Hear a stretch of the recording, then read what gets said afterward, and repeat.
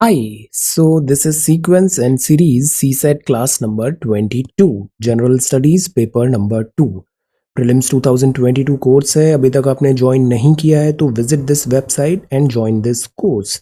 Basic numeracy में हमने volume and surface area of solid figures तक कंप्लीट कर लिया है. आज की क्लास में हम पढ़ेंगे sequence, sequences and series. Sequence and series क्या होता है? जैसे हिस्ट्री में हम बोलते हैं history repeats itself, history repeats itself.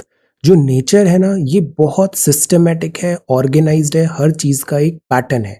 एक होती है फिबोनाची सीक्वेंस, आपको टाइम मिले तो देखना, इसको पढ़ना.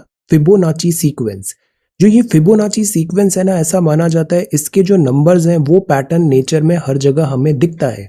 Nature loves symmetry, symmetry, organised, एक सीक्वेंस, एक सीरीज नजर आती है. यही चीजें जो होती है सीक्वेंस एंड सीरीज, उसको हम यहाँ पे प्रोग्रेशंस को समझने की कोशिश करते हैं. प्राइमरली हम तीन चीजें देखेंगे: अरिथमेटिक प्रोग्रेशन, जियोमेट्रिक प्रोग्रेशन और harmonic progression. Progression because there is a pattern, there is a pattern. तो इसको अभी हम समझते हैं. तो तीन स्पेसिफिक सीक्वेंस देखेंगे. सीक्वेंस मतलब देयर इज अ पैटर्न, हम प्रिडिक्ट कर सकते हैं इसके बाद नेक्स्ट क्या आएगा. अगर आपने पैटर्न देखा है, पैटर्न ऑब्जर्व किया है, तो यू कैन टेल कि what's coming next. Types of sequences, specific mathematical relationship क्या होता है, प्रोग्रेशन क्या होता है, AP, GP and HP. Okay, इसमें बहुत कुछ ज्यादा डिफिकल्टी नहीं है. हम क्विकली इसके सारे फॉर्मूलेस देखते हैं. मैं कुछ आपको सवाल भी दूंगा, थोड़े सवाल लगाना और ये टॉपिक बहुत अच्छे से प्रिपेयर हो जाएगा. इस टॉपिक में गलती नहीं होती है यूजुअली. तो क्वांटिटीज अरिथमेटिक प्रोग्रेशन में क्या होता है, मतलब एक कांस्टेंट डिफरेंस से जो अगला सीरीज है वो ऐड होता जा रहा है. जैसे पहले दो था, दो के बाद 6 आया, 6 के बाद 10 आया, 10 के बाद 14 आया, फिर 18 आया. देखो एक पैटर्न चल रहा है. 2 4 ऐड किया 6 आ गया, 4 ऐड किया 10 आ गया, फिर 4 ऐड किया 14 आ गया, फिर 4 ऐड किया 18 आ गया. अब आप बता सकते हो ना आगे क्या आएगा. फिर से 4 ऐड करो 22 होगा, फिर 4 ऐड करो 26 होगा, फिर 4 ऐड करो 30 होगा, फिर 34 होगा. So you can tell what's coming next. So this is an arithmetic progression. First number a है, फिर ए प्लस डी हुआ, फिर 2D हुआ, फिर प्लस 3D हुआ. इस तरीके से आगे बढ़ रहा है.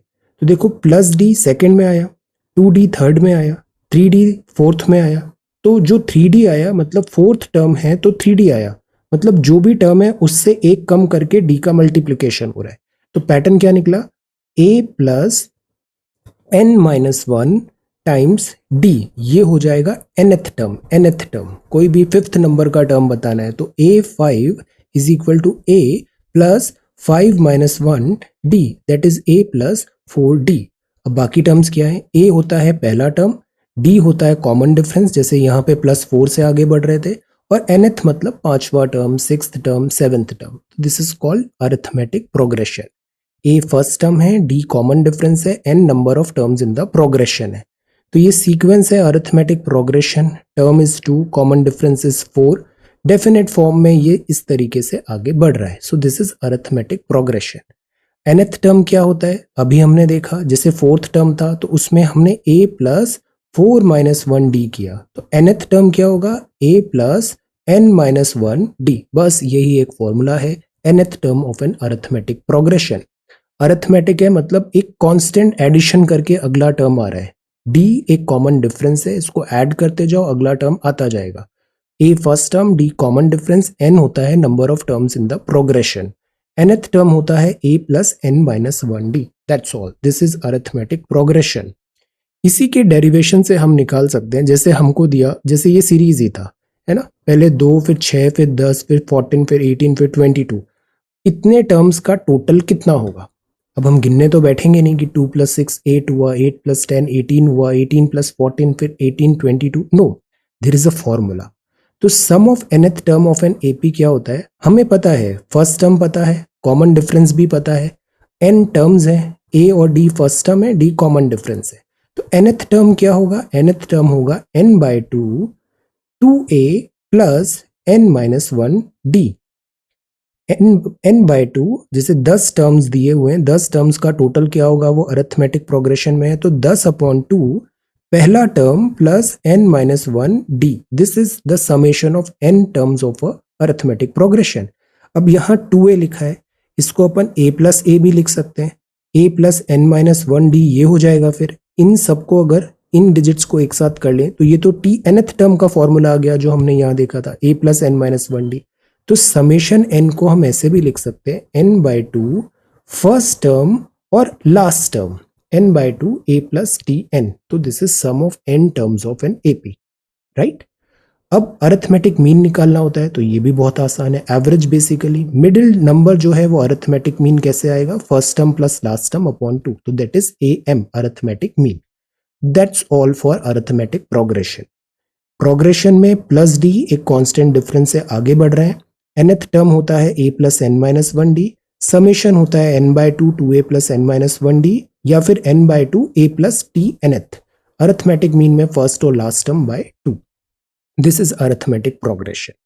अब इसके जो सवाल होंगे तो वो ऐसे देखने हैं, सेम क्वांटिटी अगर ऐड किया मल्टीप्लाई किया हर टर्म में, जैसे अभी पहले वाला टर्म था ना, इसमें +4 ऐड हो रहा था, 2 6 10, अगर सब में दो दो नंबर और ऐड कर दो, हर टर्म में कोई एक क्वांटिटी ऐड कर दो, सेम क्वांटिटी, तो जो रिजल्टिंग सीरीज बनेगा, जैसे यहाँ पर 2 था, 2 में 2 ऐड करो 4, 6 में 2 ऐड करो 8, 10 में 2 ऐड करो 12, 14 में 2 ऐड करो 16, तो देखो ये भी अरिथमेटिक ही है। तो मतलब हर डिजिट को कॉमन कोई ऐड कर दिया, सब्सट्रैक्ट कर दिया, मल्टीप्लाई कर दिया, तो जो चीजें होती है ना वो वापस AP ही बनती है।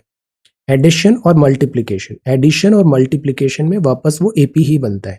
कई बार सवाल में एक रैंडम हमें AP हमें एज्यूम करना पड़ेगा, तो हमेशा ऐसे एज्यूम करो, एक टर्म है, अगर 3 एज्यूम करना है तो एक को A माइनस डी, दूसरे को A और तीसरे को A प्लस डी, इस तरीके से अजम्पशन करो आप।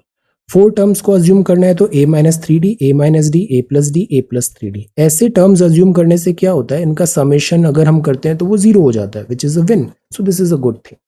5 टर्म्स है तो A minus two d, A minus d, A plus d and A plus two d. This way we should approach जो क्वेश्चंस होते हैं AP के। ओके, 3 टर्म 4 टर्म, तो हमें ऐसे अज्यूम करना चाहिए। इससे क्या होता है, इनका टोटल करोगे ना तो minus two D plus two D cancel, minus D plus D cancel, केवल आपको 5A बचेगा, सॉल्यूशन इजी हो जाता है। तो इस तरीके से अज्यूम किया होगा। तो ये तो था अरिथमेटिक प्रोग्रेशन। अब बात आती है ज्योमेट्रिक प्रोग्रेशन। तो अभी एडिशन हो रहा था, ज्योमेट्रिक प्रोग्रेशन में मल्टीप्लिकेशन होता है, मल्टीप्लाई।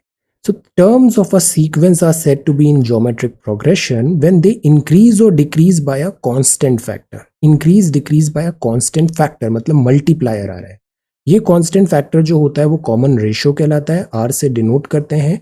ये मिल सकता है डिवाइडिंग अगला टर्म डिवाइडेड बाय जो प्रीवियस प्रीसीडिंग टर्म है। जैसे कि एक प्रोग्रेशन है A फिर AR फिर AR स्क्वायर फिर AR क्यूब, ऐसे करके प्रोग्रेशन चल रहा है। इधर भी देखो nth टर्म जो हो रहा है वो n माइनस वन हो रहा है। यहाँ R का पावर 1 था जबकि ये सेकेंड टर्म है, R का पावर 2 था जबकि ये थर्ड टर्म है। तो nth में R की पावर n माइनस वन होगा। सो this is a GP, geometric progression. A is first term, R common ratio है। कॉमन रेशियो कैसे फाइंड होगा, कोई भी टर्म लो जैसे AR स्क्वायर और इसके जस्ट पीछे वाले से डिवाइड कर दो AR, तो दैट इज R, तो दैट इज कॉमन रेशियो, और n number of terms in the progression. For example 1 3 से मल्टीप्लाई किया 3, फिर 3 से किया 9, फिर 3 से 27, फिर 3 से 81। This is a geometric progression. First term 1 है, कॉमन रेशियो 3 है। All terms of GP are greater than the preceding term, तो कॉमन रेशियो ग्रेटर देन 1 है, मतलब इंक्रीजिंग हो रही है, ये GP इंक्रीजिंग है। अगर लेस देन है तो वो प्रीसीडिंग टर्म से है, तो ये डिक्रीजिंग GP कहलाती है। अगर 1 है तो सब सेम ही है, तो वो AP GP सब सेम हो जाता है। तो कॉमन रेशियो पे डिपेंडेंट है कि वो बढ़ती हुई सीरीज है, घटती हुई सीरीज है या कांस्टेंट सीरीज है। तो ये क्या हमने समझा, ज्योमेट्रिक प्रोग्रेशन। यहाँ मल्टीप्लिकेशन आया, अरिथमेटिक में क्या आ रहा था, एडिशन आ रहा था। तो दिस इज ज्योमेट्रिक। अब nth टर्म कैसे फाइंड करेंगे, जैसे पहला टर्म है, सेकेंड थर्ड nth टर्म है, ये कॉन्जिक्यूटिव आगे बढ़ रहा है। तो t nth क्या होता है, a r to the power n minus one, a r to the power n minus one, this is nth term. अब कुछ फॉर्मूलेज हमें याद होने चाहिए। सम ऑफ n टर्म्स क्या होता है, a अगर r लेस देन 1 है मतलब घट रहा है, ये सीरीज कम हो रहा है, तो GP का सम कितना होगा n टर्म्स का, a 1 minus r to the power n upon 1 minus r. अगर रिसीडिंग है, बढ़ता हुआ है GP, तो a मतलब इसको पॉजिटिव रखना है, r to the power n minus one, r minus one रख देंगे। तो ये इंक्रीजिंग का हो गया, ये डिक्रीजिंग का हो गया। अगर इनफाइनाइट दिए, मतलब ऐसा नहीं कि 10 टर्म का बताओ या फिर 15 का बताओ, नहीं, इनफाइनाइट का बताओ। इनफाइनाइट सीरीज जैसे ये चल रही है 1 3 9 27 81, फिर ऐसे 3 से मल्टीप्लाई होता ही जा रहा है, कोई एंड नहीं है, so this is infinite. Infinite का होता है a अपॉन 1 माइनस आर। यहाँ n नहीं देखते, बस first term 1 minus this is ratio where r is less than 1। तो इस तरीके से डिक्रीजिंग जीपी का ये हो गया, और नहीं तो r माइनस 1 इंक्रीजिंग का हो जाएगा। तो this is sum of n terms of a GP, n terms of a GP. Okay, तो नहीं, ये डिक्रीजिंग का होगा। ओके, सो ये डिक्रीजिंग का होगा। Sum of infinite number of the terms of a decreasing GP हो जाएगा a upon 1 minus R. Alright, तो दिस वे हम समेशन करते हैं n टर्म्स ऑफ जीपी। जैसे अरिथमेटिक मीन निकाला था, summation divided by number of quantities, first term last term divided by 2। तो ज्योमेट्रिक मीन क्या होता है? n टर्म्स का अगर ज्योमेट्रिक मीन निकालना है तो a1 into a2 into a3, और यहाँ पे उसी का nth का रूट निकाल लेंगे, nth रूट निकाल लेंगे। सो this is geometric mean gm। 2 term थे तो स्क्वायर रूट, 3 टर्म है तो क्यूब रूट, इस तरीके से nth रूट हम निकालते हैं ज्योमेट्रिक प्रोग्रेशन में। अब हम प्रॉपर्टीज देखते हैं। If every term of GP is multiplied by a fixed real number, तो रिजल्टिंग नंबर भी जीपी है। तो एपी में ऐड कोई एक नंबर से कर रहे थे तब भी जीपी था, या मल्टीप्लाई कर रहे हैं then also it is GP. Every term of a GP is raised to the same power, then the resulting series is also a GP. Same power बढ़ा दिया तो सब वो जीपी ही होगा। रेसिप्रोकल भी जीपी होता है। अब 3 टर्म्स लेने हैं, तो जैसे हमने एपी में 3 टर्म्स अज्यूम किए थे, तो जीपी में अगर 3 टर्म्स अज्यूम करने हैं तो आप ऐसे करो, ए आर, ए और ए आर। बेनिफिट क्या होगा? इन तीनों का प्रोडक्ट करोगे तो वो ए क्यूब हो जाएगा, आर कैंसल्स आउट हो जाएगा। सिमिलरली 4 नंबर है, A upon R cube, A upon R, A R and A R cube. So this is again 4 में ये कैंसल्स आउट हो जाएगा ये सारा। 5 है तो इस तरीके से लेना है। तो अजम्पशन बहुत इंपॉर्टेंट होता है, जैसे 4 जीपी के टर्म्स है, 5 है, इस तरीके से लो तो चीजें आसान हो जाएगी। Properties of a geometric progression. अब हम बात करते हैं हार्मोनिक प्रोग्रेशन। हार्मोनिक प्रोग्रेशन, सी, ये कुछ खास नहीं होता। एचपी जो होता है बस वो रेसिप्रोकल ऑफ एपी होता है। अरिथमेटिक प्रोग्रेशन पता है, ए प्लस डी, ए प्लस 2d, ए प्लस 3d। इसका रेसिप्रोकल कर दो, मतलब ए को 1 बाय ए प्लस डी को 1 अपॉन ए प्लस डी, ए प्लस 2d को 1 अपॉन ए प्लस 2d। तो दिस इज रेसिप्रोकल, तो this is called harmonic progression. Sequence कैसे होता है? जैसे ये सीक्वेंस है 4/3, 3/2, 12/7 is a harmonic progression, because इसका जस्ट अपोजिट 3/4 रेसिप्रोकल, 2/3 और इधर 7/12, ये जो डिजिट्स दिख रहे हैं ना, ये अरिथमेटिक प्रोग्रेशन में देखो 2/3 माइनस 3/4 सेम होगा 7/12 माइनस 2/3 का। तो this is AP, so that is why reciprocal जो ये था ये एचपी है। ओके, अब इसमें nth टर्म कैसे होता है? एपी का nth टर्म क्या था? a is equal to A plus N minus 1d। तो एचपी में क्या होगा? 1 upon A plus N minus 1d। This is nth term. Harmonic mean कैसे निकालते हैं? हार्मोनिक मीन निकालने के लिए n नंबर ऑफ रेसिप्रोकल्स जो दिए हैं अरिथमेटिक मीन के, वो रेसिप्रोकल्स आप फाइंड कर लो। रेसिप्रोकल्स का अरिथमेटिक मीन निकाल लो। तो जैसे a b c H P में है, तो बी उसका हार्मोनिक मीन होगा ए और सी का। ये 3 टर्म है, हार्मोनिक मीन होगा बीच वाला बी, ए और सी का। तो 1 अपॉन ए, 1 अपॉन बी, 1 अपॉन सी क्या हुए? ए पी हुए, बिकॉज ये एच पी है, रेसिप्रोकल ए पी होगा। अब ये 3 एपी है, तो हमने एपी में क्या देखा था? This minus this is equal to this minus this, because common difference d constant होता है। तो 1 upon b minus 1 upon a is equal to 1 upon c minus 1 upon b, है ना। 1 upon a minus 1 upon b कर दिया, और इधर 1 upon b minus ए की बात है, तो इससे ये नेगेटिव आ जा रहा है, नेगेटिव कैंसल्स आउट हो रहा है। तो the point is common difference equate कर दो, तो उससे आ जाएगा b is equal to 2ac upon A plus C. तो हमें अरिथमेटिक हार्मोनिक मीन निकालना है, तो हम उसका अरिथमेटिक मीन निकालते हैं और उसको अपन उल्टा कर देंगे तो अपने को हार्मोनिक मीन आ जाएगा। सो this is harmonic mean. So harmonic mean of two numbers is given by b is equal to 2ac upon a plus c। ये हार्मोनिक मीन का फॉर्मूला होता है, बस ये याद रखना है। हार्मोनिक मीन क्या होगा? 2ac upon a plus c। अगर n नंबर ऑफ टर्म्स दिए हैं तो n upon 1 upon a1, 1 upon a2, 1 upon a3, इस तरीके से hm आ जाए। ज्यादातर सवाल आते हैं वो ज्योमेट्रिक मीन के आते हैं। This is most important geometric mean, और अरिथमेटिक मीन के भी एप्लीकेशन पार्ट ज्यादा है। हार्मोनिक मीन में एज सच कुछ स्पेशलिटी नहीं है, जब भी हार्मोनिक मीन का सवाल है उसको एपी में कन्वर्ट कर लो, एपी की प्रॉपर्टीज लगाओ और आंसर आ जाता है। तो दिस इज हार्मोनिक प्रोग्रेशन।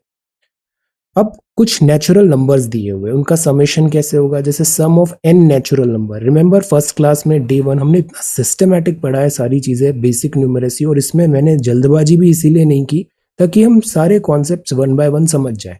ये फाउंडेशन आगे के वीडियोस में बहुत हेल्प करेगा। अभी तक आपने नहीं देखा है तो फ्रॉम 1 टू दिस 21 जो क्लासेस हुई है उसको बिंज वॉच करो, सिंगल सिटिंग में कंप्लीट करो। फर्स्ट एन नेचुरल नंबर क्या होता है, नेचुरल नंबर है n, n plus 1/2। Square of first n natural number क्या होगा, N plus 1, 2n plus 1/6। Squares दिए जैसे 1 square, 2 square, 3 square, 4 square, like that.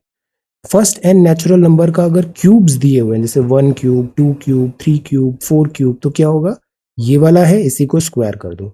जो सिंपल में था ना एन प्लस 1/2, इसी का स्क्वायर कर दो तो वो क्यूब्स का समेशन आ जाता है। फर्स्ट एन इवन नंबर्स हैं, एन प्लस 1 इतना याद नहीं रखना है, ये डिराइव हो जाता है लॉजिक से सवाल देखते से।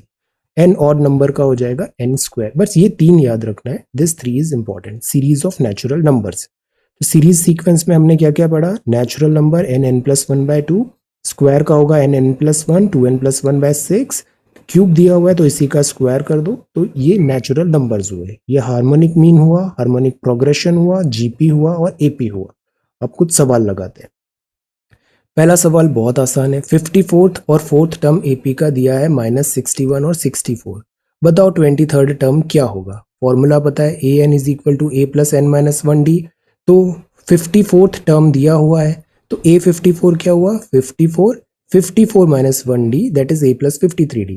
64th टर्म दिया हुआ है तो A4 क्या हुआ, a प्लस 3d। सिंपल, दो इक्वेशन हो गई।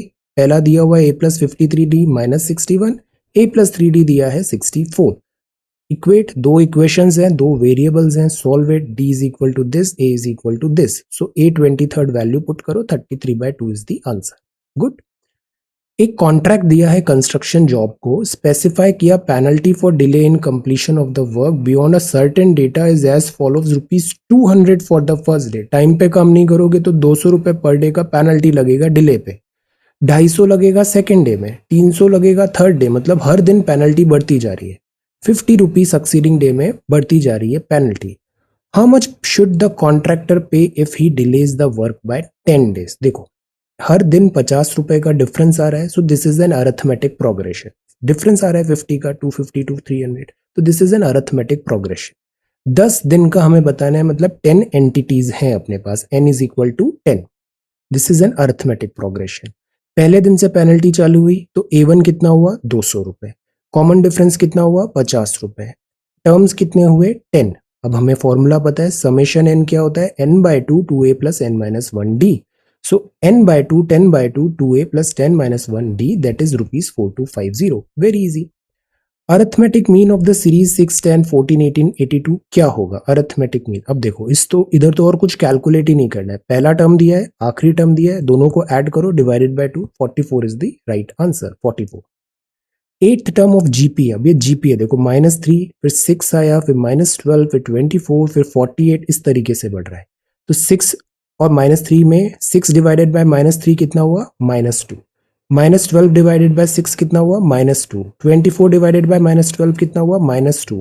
तो द पॉइंट इज इस तरीके से ये अरिथमेटिक प्रोग्रेशन आगे बढ़ रहा है। ओके, ये जो होगा ना ये -48 होगा, यहाँ पे -48, इसको मैं एडिट कर दूंगा बिकॉज -2 यहाँ पे आगे बढ़ रहे हैं। अब a -3 है, r -2 है, तो n है 8, 1 2 3 4, हमें 8th टर्म बताना है, 8th, तो nth टर्म 8 हो गया। तो t nth कितना होता है, a r to the power n-1, t nth हो गया a r to the power n-1।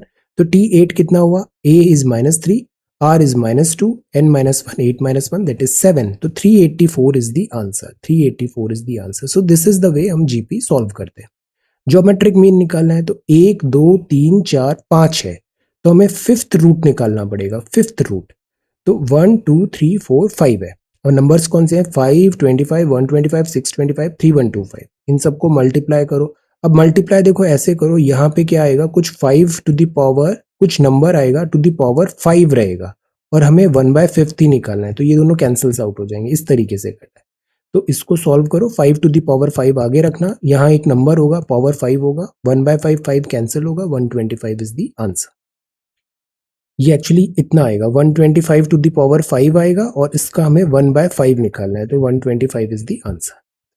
Product of first 3 consecutive terms of an increasing GP है 216, सम है 21, तो फोर्थ टर्म क्या होगा? अब देखो 3 दिए हुए हैं जीपी, तो हम किस तरीके से अज्यूम करेंगे? हमने शुरू में ही देखा ना, ए अपॉन आर, ए और ए आर। अगर आप ऐसा नहीं करोगे तो सवाल नहीं होगा, डिफिकल्ट हो जाएगा।